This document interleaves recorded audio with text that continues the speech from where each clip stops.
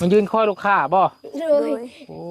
ยอยากขายทำไมอยากขายหน่อไม้โดยมีคนซื้อยังมีคนซื้ออยู่โดยยังบ่ได้มานอยู่บ่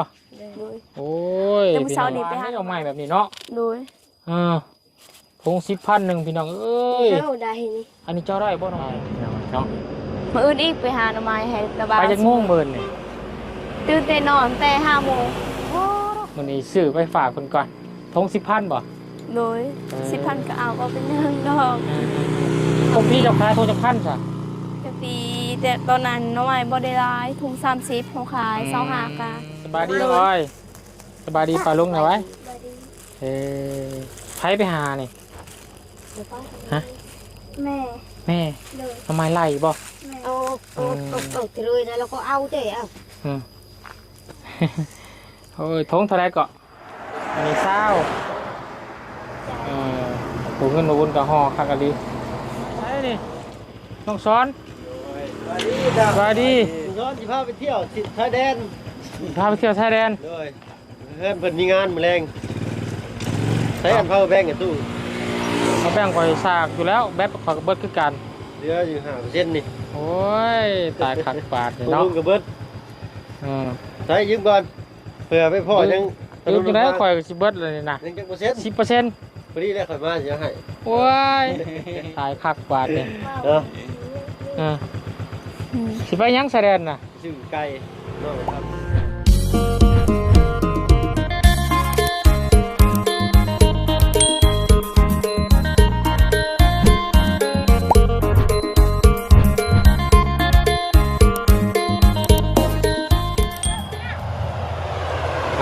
พี่น้องเลยเนาะพอจิตเปิดภาพออกมาก็เอื่นหาเพิ่นอยู่เพื่อนบ่เห็นพี่น้องเลยพากันมาอยู่ห้านค้าคิดห้ามห้านค้าแค่ทางพี่น้องเลยเนาะทางสองน้องพากันมายืนห้านหน่อยคอยทางถ่าลูกค้าหรือว่าห้านหน่อยคอยลูกค้าพี่น้องแคมทางยืนรอถ่าลูกค้าขี่รถผ่านมาสื่อซอยประสันพี่น้องเลยเนาะทางน้องท้ายแล้วก็น้องไม้แล้วก็พร้อมน้องล่ะผู้ชุดท่องโอ้ยหอยน้องใหม่ต้องแรงอยู่พี่น้องเลยพากันมายืนยังอยู่นี่นะขายน้ำใหม่สบายดีเอาน้องเนี่ยน้องย่านเอ้าไอ้คอนมาหยาดยิ้มไม่เนี่ยมันยืนคอยลูกค้าบ่โดยอยากขายทำไมอยากขายหน่อไม้โดยมีคนซื้อยังมีคนซื้ออยู่โดยยังบ่ได้มานอยู่บ่โอ้ยแต่มื้อเช้านี้ไปหาหน่อไม้ไปหาอยู่ไสน่ะหาอยู่น้ำห้วยหาอยู่ห้วยใกล้นี่เขาพากับเบาเสียงไปหาอยู่นี่เขาพาคนเดียวเขาพาอยู่นั่นมาเชียงก็ไปหาน้ำบ่โดยโอ้ได้หลายเติบเนาะได้2 ถุงแค่2 ถุงตั้งแต่หามาเนี่ยยังบ่ได้ขายจักถุงเลยโดยโอ้ยเนาะได้แต่2 ถุงเจ้าว่าขายแพงบ่จักเขาจังบ่ซื้อบ่ได้แพงขายถุงเท่าไหร่ถุง10,000ถุง10,000นึงโดยโอ้ยพี่น้องเอ้ยถุง10,000กีบบ่มีคนซื้อใช่หน่วยงามบ่งามกูมีคนซื้อซอยอันนี้น้องไทยน้องไม้มีแต่หน่อไม้ขาวๆหวานได้ดอกไม้แบบนี้เนาะโดยถุง10,000นึงพี่น้องเอ้ยเข้าได้นี่อันนี้เจ้าได้บ่น้อยใหญ่นี่เก่งแท้นี่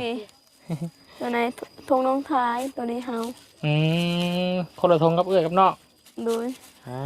เราพี่น้องเลยอันแรกเจ้าว่าเอิ้นควักลูกค้าซื้อซอยเด้ซื้อซอยแน่แล้วแต่เขาบ่ได้ซื้อช่วงนี้มันลายแล้วไหมส่วนน้ำใหม่ลายเนาะโดยเป็นลายบอลซื้อเนาะกับลูกค้าที่เคยซื้อเพิ่นก็ไปหาเองก็มีอยู่จักเนาะโดยพี่น้องเลยซื้อซอยน้องเพิ่นดีกว่ายืนตากแดดอยู่นี่เนาะแต่ว่าพอแดดปานใดเนาะโดยแล้วบ่าวสิมื้ออื่นบ่แม่นแล้วบ่าวมื้ออื่นไปหาหน่อไม้สิไปหาหน่อไม้มาฝากอีกแหละโดยตัวไหนจะเอาคือไปหาไก่บ่ถ้าว่าไปหาฝากมันจังหลายติ โดยให้ พ มัน อ ลา ยื ย เทิงนั่นเด้ อย่าเบาเบื่อ อืมหาซ้ำพอได้นี่ก็พอดอกบ่ต้องร้ายก็ได้เนาะมันเอามาน่ะลำบากแล้วมันหนัก บ่ดอกฮะไปหาให้มันไล่ ไปส่วนอีก เติงกล้วยสวนเลยหาหน่อไม้เลยโอ้เป็นยังไงเนาะต่างคนจะรู้เป็นยังไงเนาะอยากฝากตอนทีมงาน ว่าสิมื้อแล้วกินฮอดเด้ โอ้ยจะนอนขึ้นมาใหม่ โดย เมื่อบ่เกิน2-3 มื้อดอก โดย ดำนาก่อน มายับนางเด็กนาพลบ่าว อยากดำบ่ โดย โอ้ยนอนบัดแล้วก่อนเนาะ โดย มีโอกาสดีๆพาเมื่อดำพี่น้องเลยดำเป็นอยู่บ่นี่ ก็เป็นคือกัน เคยดำจากเถื่ออยู่บ่ บ่เคยมีแต่ ออกตาม มีแต่ให้บ่เคย มีแต่ให้ ดำนา ดำหน้าลกกาบ่เคยเนาะเพราะว่า โดย บ่มีทางนี้เนาะ โด บ่ ย มีหน้าพี่น้องเลยหากเพิ่นน้องเพิ่นคือสิสอนบ่ยากดอกเนาะ โดยมีแต่ขึ้นภู อืม ภูโกสำนีภูเขาขึ้น เท่านี้ผู้ โกนี่อีก กว่านี้อีกสูงกว่านี้อีก โดยไกลโกสำนี จะตามไปเด้เนาะพี่น้องเลย โดยเดินทางกัน มา ได้ ได้ อ อยู่ ยู่นี่ อืม ขี่รถก็ไวลี่ถึงไห้ ขี่รถก็ไกลเนาะ โดย มีแต่รถจักรไปได้บ่ โดย ย่างก็ได้มันจะไกล เมื่อยเนาะ โดย ไปก็ถือน้ำถือในไปกินอยู่บ่ โดยเข้า ถือข้าวน้ำ โดย ยามมันหิวข้าวที่ถึงนั้นยัง ทางมันยากไป อืม ไปบ่ไหว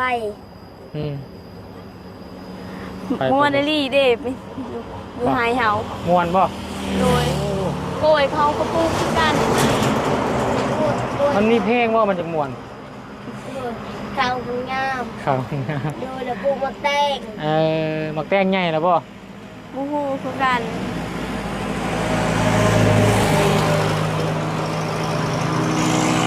สิไปเจาะมักแตงมักเพชรเด้เนาะ โดย แตงมักเพชรพี่น้องเอ้ยมักทั่วมีบ่ทั่วก็มี โดย ครัว เพชร ให้ ก็มี ลายของปลูก สัญญาณก็เต็มอยู่นั้นเฮาเบิ่งโทรศัพท์หมู สัญญาณก็มีอีก โดยเต็มไม่ได้สัญญาณอยู่ โอ้แสดงมันอยู่สูงเนาะ โดย ยังมีสัญญาณพี่น้องเอ้ยไปทางใดไปทางเฮือนน้องน้ำบ่บ่ โดย โด ไป ย ทางดินใหม่เจ้าผู้บ่ โดย โดย อ๋อให้น้องน้ำก็ให้เจ้าไก่กันบ่ คือ ให้ กัน เฮาไกล ไก่กลัวอีกบ่ โดย โดย ไก่ไปไก่อีก โดย ยังไงเนาะมันยืนขายยังบ่ได้มาอยู่เป็นไดดิชาวพี่น้องบ่จะสิได้ขายนี่เนาะ บ่มีคนซื้อ ขึ้นก็มั่วได้เลยเห็นย่างก็เห็นหมด บ่ โดยอยู่ระบ่าวก็เห็น โอ้สูงบ่นั่นผู้ โดย โอ้อยากลองไปเลยพี่น้องเอ้ยเนาะมีโอกาสดีๆก่อนสิตามไปถือเขาวไปกินน้ำเด้อเนาะ โดย แต่ว่าเอาสิยังหอดอยู่บ่ ไปถ้าน้อยก็ไปคือกัน ส่วนละน้อยไป มั่วได้ดิไปหลายคน แต่น้อยก็เคยไปบ่ เพราะว่าอยากไปคือกัน ต้นตะกี้หมู่ละหน่อยเฮ็ดให้อยู่พุ่น หน่วยลองชวนกันไปเบิ่งเนาะผมเนาะสวนหนองทาหนองไม้ไกลสันใดแล้วก็ถนนหนทางสิไปแบบใดเนาะ ยังบ่ถึงกับมือก็ป้อนก่อน ย่านแต่มันนานฮอดแล้วถ้าว่าน่ะบ่าวไปน่ะหลายเทื่อพักผ่อนเด้ มันก็ฮอดอยู่ ไปตลอดนั่นก็ฮอด ไปแต่7 โมงก็ไวลี่ตีไปม่วนไปไห ม่วนไปให้ว่าซั่นพี่น้องโอ้ ม่วนอันนี้หลายชนิดเฮา ข้าว ปลูก กำลังสิงาม งามคือเขาน้องนำนั่นม่วนเป็นหยังก็ลายปลูกมะเพชรก็ปลูก ปลูกหยังก็งามเนาะ โดย มันเป็นดินไห้ดินแดงดีพี่น้องเอ้ย อยู่แถวนี้บ่มีแต่ขึ้นภูมีดินตัวเอง ใช่ใช่อันนั้นของน้องอ้อยบ่ตัวน่ะ โดย น้องอ้อยกับไปหาคือกัน โดย ทงเดียวของเราเนาะ โดย โดย หมดคุณซื้อ คนสื่อซอยรับบ่ โดย อืม ทำไปเลยไปห้าหน่อไม้ไล่ อันนั้นน้องไม้ไล่บ่น่ะ โดย โด โอ้ ย คนขายทงไทยเนี่ยน้องอ้อยเนาะ บ่ฮู้คือกัน คนอยู่เพื่อนบ่เออ เพิ่นก็เอาน้อง เพิ่นก็เอาน้องอะยะเข้าไปหา ใช่เนาะ มื้ออื่นอีกไปหาหน่อไม้ให้ระบาย ไปจักโมงเบิ่นนี่ ตื่นแต่นอนแต่5 โมง โอ้คือจะหาโมงพุ่น หาน้องไม้เลย อ่า ตอนนั้นเขาขายหน่อไม้อยู่บ้านแสดงนี่ขี่รถอีหางไปที่4 โมงไปขาย 2 คน อืม ตอนนั้นบ่มีข้าวกินข้าวได้สิหมดแล้วบ่มีข้าวกินมีแต่ไปหาหน่อไม้มีแต่ซื้อข้าวกิน อ่า ซื้อละมัน อ่า น่ะ น้องหลาบ่พุ่นนี่นะ คนน้อง น้องอ้อย อ๋อน้องเขาน้องอ้อยบ่นี่ ดู ลูกปลา ลูกปะ ดู ดู คือเห็นแม่เจ้าแบกจกแบกเสียมไปทางพุ่นไปใส่ คนไปตัดไม้ ตัดไม้สิเฮ็ด เฮ็ดแบบเฮ็ดตูแบบ น้อง ไปตูบอยู่ใส่ อยู่นั่น ยืนไม้ โอ้ไปตัดไม้ โดยเวลาอยากอยู่สบาย ไปพักผ่อนอยู่หันเนาะ โดย ดู ตูบปลูกตูบอยู่ดินไม้ ลุงแต่ผ้าประกูดก็มี เก่งหลายเป็นอะไร เขาอยู่ให้เขาปลูกผักกาดก็มีแต่ตอนนั้นลายเด็ก ประกาศก็มีบ่ โดยแต่ตอนนั้นลายนี่เขาปลูก อืม ไปให้มันมั่วแน่ลี่ยังก็เห็นหมดลายชนิดปลูก อืม ไปแต่ให้มีที่ของปลูกม่วน มวนน้ำตัวนั้นเนาะ โดย มวนไปน้ำของปลูกของฟังเป็นยังไง บ่ได้ปลูกบ่ได้ม่วนเด้เห็นเนาะเห็นข้าว เท่านั้น แต่ถ้าว่าเวลาเขาปลูกแหละมันเกิดเลยเห็นมันมวนนั่นเนาะ โดย แต่ว่าเห็นหมากเห็นผล โดยเห็นมากมันลายดีอีกกิน โอ้ยสยักจะไปเห็นเด้พี่น้องไอ้น้อยจะได้เด้ เห็นก็อยากไปต้องไป ยันตื่นน้ำซุปเจ้าบุทันแล้วหาโมงเนาะ ขึ้นมาทันก็ นึกอย่างนะเขาไปแต่หาโมงนี่ประมาณจักชั่วโมงหอด ประมาณ3 นาที มันก็บ่ได้ 3 นาที มันก็บ่ได้ไกลเนาะ บ่ได้ไกลสำใดเด้ม่วนไปหลายคน โอ้ย3 นาทีย่างหอดนี่ก็หอดแล้ว3 นาทีนี่ บ่ ครับยกตัวอย่างไงจะไปในตะเว้นกำลังขึ้นเนาะ โดย ตะเว้นสำใดจังหอด ประมาณฮอนประมาณ8 โมง โอ้3 ชั่วโมงบ่ได้เลย5 6 7 8 ม่วนได้ดีไปหลายคนเลย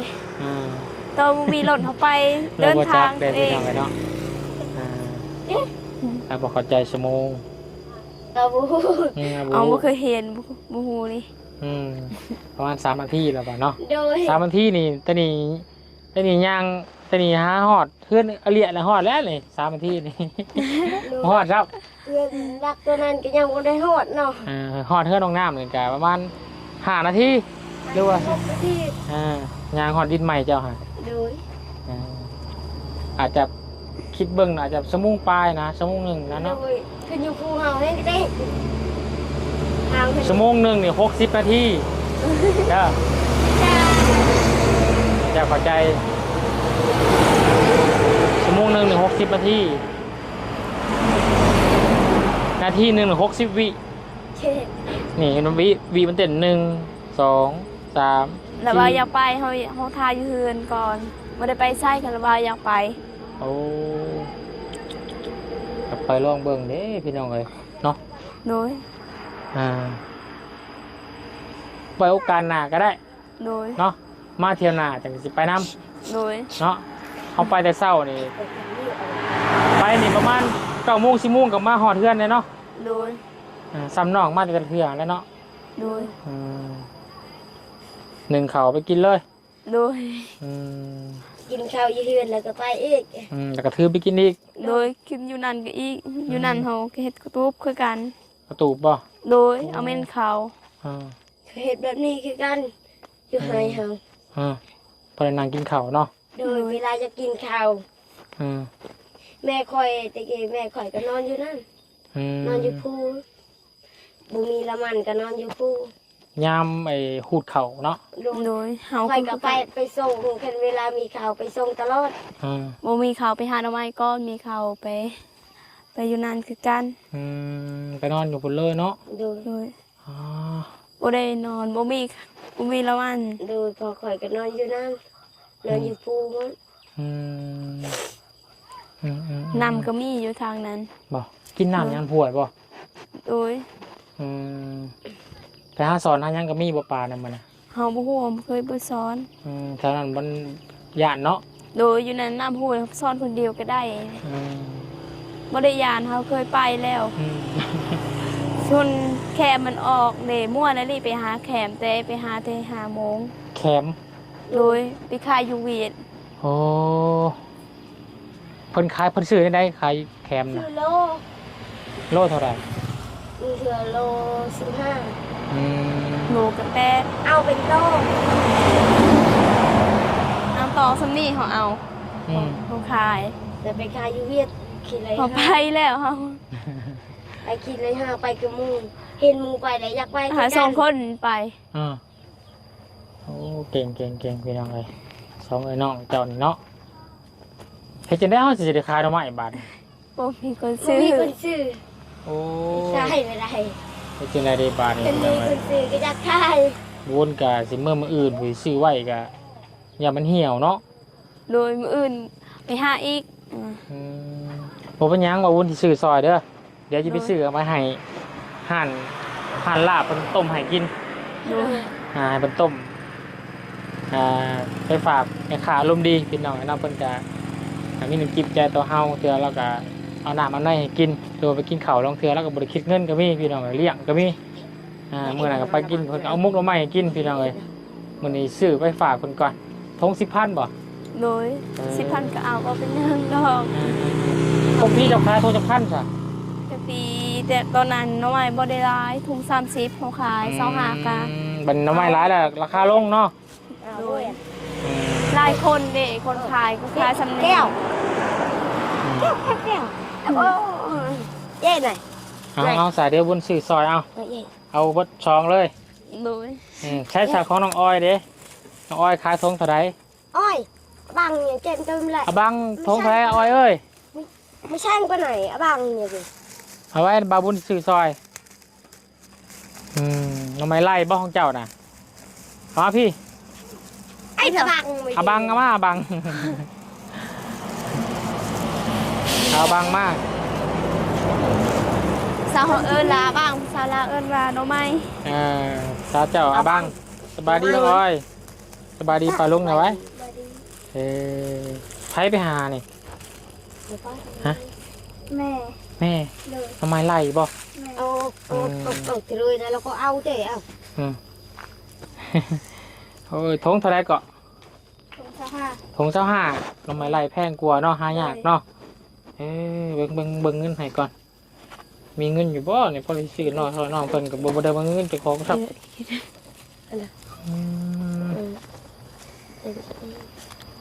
ทง25,000โอ้ตะอันนี้เศร้าถูกเงินมาวนกับห่อคักอะดี30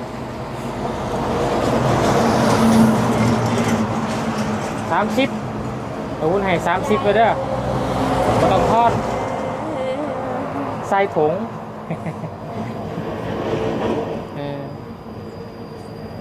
ยังเจ้าค้ายัง มันเป็นพี่บ่า เอ้าฮะ มันเราที่ บ่เจ้าค้ายังเจ้าผู้มีแนวค้าคือเพื่อนฮะ ซื้อว่าแต่ขับใจ ให้เงินก็สิใส่เป็นอยู่บ่นี่ มันจะกินขนมคือการ บ่มีขนมข่อยบ่มีขนมเด้อโอ้ยพี่น้องเอ้ย บ่ได้ บ่เราบ่เต็มบ่ โดย อืม คืนเรา เพิ่งซะของน้องเท่าไรก็ 10,000 ทง10,000 โดย เอาขอบคุณสิให้30เลย โดย บ่ต้องทอน ขอบใจเด้อ นะครับเอาไว้ซื้อพริกปลาแดกนัวเนาะ โดย โอ้ยซื้อน้ำใหม่ซอยน้องเพิ่นก่อนพี่น้องเนาะ เฮ เขาเมื่อไปหาหน่อไม้ไปหาหน่อไม้ก็เบาเสียงอีกแต่มื้อเช้านี่ไปหาหน่อไม้4 ถุงเท่าใด 50 เอ้าไม่ใช่นี่ต้องสอนสวัสดี ย้อนสิพาไปเที่ยวชายแดน พาไปเที่ยวชายแดน เลยเพื่อนเพิ่นมีงานมื้อแรงใช้อันเผาแบงกับตู้ เขาแบ่งข่อยสากอยู่แล้วแบบข่อยกับเบิดคือกัน เหลืออยู่5%นี่ โอ้ยตายขัดปาดเลย ตก เนาะ ลงกับเบิด ใช้ยืมก่อนเผื่อไปพ่อยัง ยืมอยู่ได้ข่อยสิเบิดเลยนี่นะ ยังจักเปอร์เซ็นต์ 10% พอดีแล้วข่อยมาสิให้ โอ้ยตายขัดปาดเลย เนาะ สิไปยังชายแดนน่ะ ชื่อไก่น้องครับชื่อไก่ สิไก่ เออ มาเห็นยังไก่ ก็มาสู่สร้างเพิ่นกินเด้เป็นน้องเพิ่นมีน้ำจิตน้ำใจอยากไก่สร้างกินเดือนมาแล้วนะ โอ้ขักแท้เนาะ ว่าร้อยเขาปากสร้างอีกแล้วลุงจันทร์ว่า ตา น้องเพิ่นชวนบ่ไปก็บ่ได้พี่น้อยเนาะ อ่า เนาะก็สิได้ไปน้ำน้องเพิ่นนั่นแหละเนาะ คือไก่มื้อแรงปิดจ็อบบ่ โดยสิแล้วนี่เด้ สิแล้วแหละ โดย ตายสร้างก็สิ โดน ไปกินของแซ่บแล้วบาดนี้เนาะโอ้ยไปๆซะพุ่นแหละเอาพี่หลาเอาหน่อไม้เอาพี่มา ขาวๆก็ ไปตามมาเราเคยล่ะมายืม power bank พี่น้องเลยเนาะแบตเบิดว่าซั่น มอนายละ8เมื่อกี้ที่เนาะ สิพากันไปซื้อไก่ว่าซั่นพี่น้องเลยอยู่ชายแดนซื้อไก่มาต้มบ่มีงานบ่แมลงนี่ ไอ้วินตาที่กำอันเฉยคือตาจ้าง